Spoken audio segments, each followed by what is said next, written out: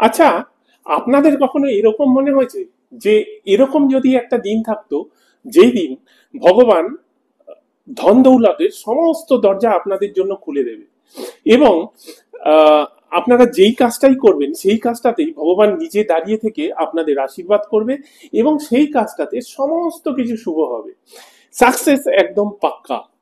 যদি বলি যে সেই দিনটা একদম কাছেই আছে, 29 থেকে 30 এপ্রিল।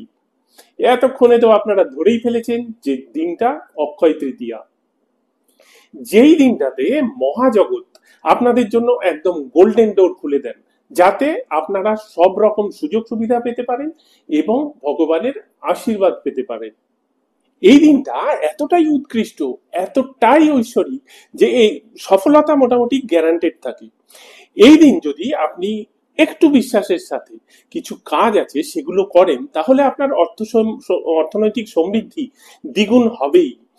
এই যে অক্ষয় তৃতীয়ার দিনটা শুধুমাত্র কিন্তু একটা অনুষ্ঠানের দিন নয়, এই দিনটা আসলে আপনার জন্য চিরন্তন সমৃদ্ধির দিন। এই দিনটার যে এনার্জি, সেই এনার্জিটার সাথে আপনারা যদি নিজেদেরকে ব্লেন্ড করে নিতে পারেন, তাহলে আপনার আর্থিক উন্নতি একদম নিশ্চিত।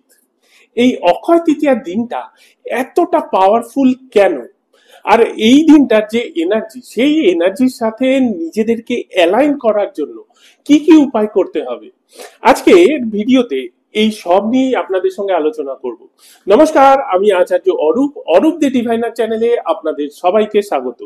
শুরু করার আগে ছোট্ট একটা অনুরোধ, এখনো অবধি যারা চ্যানেলটি সাবস্ক্রাইব করেননি তারা প্লিজ প্লিজ চ্যানেলটি সাবস্ক্রাইব করে দেবেন, আর লাইক শেয়ার করতে একদমই ভুলবেন না। আর আপনাদের মনের যত কথা সব কমেন্টসে লিখে আমাকে জানাবেন, আমি অবশ্যই আপনাদের উত্তর দেব। প্রথমে আলোচনা করব অক্ষয় তৃতীয়ার এই দিনটা এতটা গুরুত্বপূর্ণ কেন, সেই নিয়ে।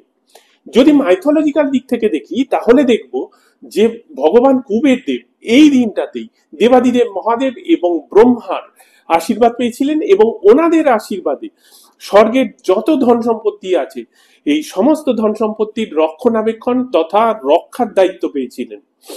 এছাড়াও আরো অনেক দৈবিক ঘটনা ঘটেছিল, যেমন ত্রেতা যুগের শুরু, মা গঙ্গার ধরিত্রীর বুকে যাত্রা শুরু, পাণ্ডবদের অক্ষয় পাত্র, এরকম আরো অনেক দৈবিক ঘটনার কথা আপনারা ইন্টারনেটে সার্চ করলে জানতে পারবেন।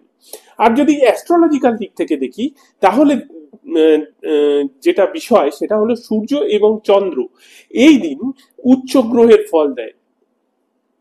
এই দিনকে এই দুজনের পাওয়ার একদম পিক লেভেলে থাকে। বৈদিক জ্যোতিষে যার অর্থ হলো এই দিনটার প্রতিটা সেকেন্ড অত্যন্ত শুভ, অর্থাৎ এই দিনটায় কোনো কাজ করার জন্য কোনো আহ, পঞ্জিকা দেখার প্রয়োজন নেই। আরো একটা বিষয় ভীষণই গুরুত্বপূর্ণ, সেটা হলো মা লক্ষ্মী এবং কুবের দেবের যে এনার্জি, সেই এনার্জি এই দিনটাতে একদম টপ লেভেলে থাকে। সেই কারণে যদি আপনি ধার দেনা থেকে মুক্ত হতে চান, যদি আপনি ধন সম্পদ পেতে চান, যদি আপনি অর্থনৈতিক উন্নতি করতে চান বা কোনো নতুন ব্যবসা শুরু করতে চান, তাহলে এই দিনটার থেকে আর উৎকৃষ্ট দিন বোধহয় আর হয় না। এর জন্য আপনাদের কি উপায় করতে হবে সেটা জানানোর আগে একটা গুরুত্বপূর্ণ কথা আপনারা জেনে রাখুন। এই যেই উপায় করবেন সেটা কিন্তু এই দিন বেলা 12টার আগে আপনারা সেরে ফেলবেন। এবার যেটা করতে হবে, মা লক্ষ্মী এবং কুবের দেবের উদ্দেশ্যে আপনারা একটা ঘিয়ের প্রদীপ উত্তর দিকে মুখ করে জ্বালাবেন। তারপর মা লক্ষ্মী এবং কুবের দেবের একসাথে মূর্তি হোক বা ফটো আপনারা আপনাদের পুজো স্থানে রাখবেন এবং 5টা পদ্ম ফুল অথবা 5টা লাল গোলাপ, তার সাথে 5টা কয়েন এবং অল্প কিছু ফুল আলা লবঙ্গ ওনাদের চরণে অর্পণ করবেন।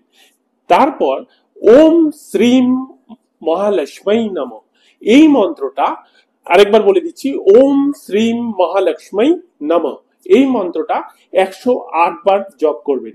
আর এই মন্ত্রটা জপ করবার সময় একটা হলুদ কাপড়ে আপনারা কিছুটা গোবিন্দভোগ চাল আর অল্প হলুদ আর তার সাথে একটা রূপোর কয়েন রেখে তারপর মন্ত্রটা জপ করবেন এবং মন্ত্র জপ শেষ হয়ে গেলে এই জিনিসগুলোকে একটা পুটলি বানিয়ে আপনারা আপনাদের অর্থ রাখার জায়গায় রাখবেন।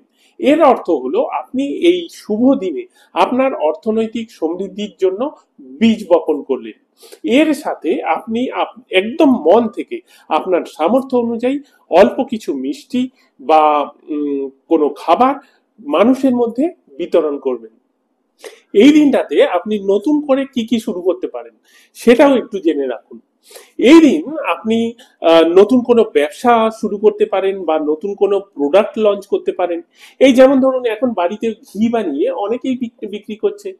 আপনি সোনা রূপো বা প্রপার্টিতে টাকা ইনভেস্ট করতে পারেন। আপনি নতুন কোনো ব্যাংক অ্যাকাউন্ট খুলতে পারেন বা নতুন ফিক্সড ডিপোজিট খুলতে পারেন। এর জন্য লাখ লাখ টাকার প্রয়োজন নেই।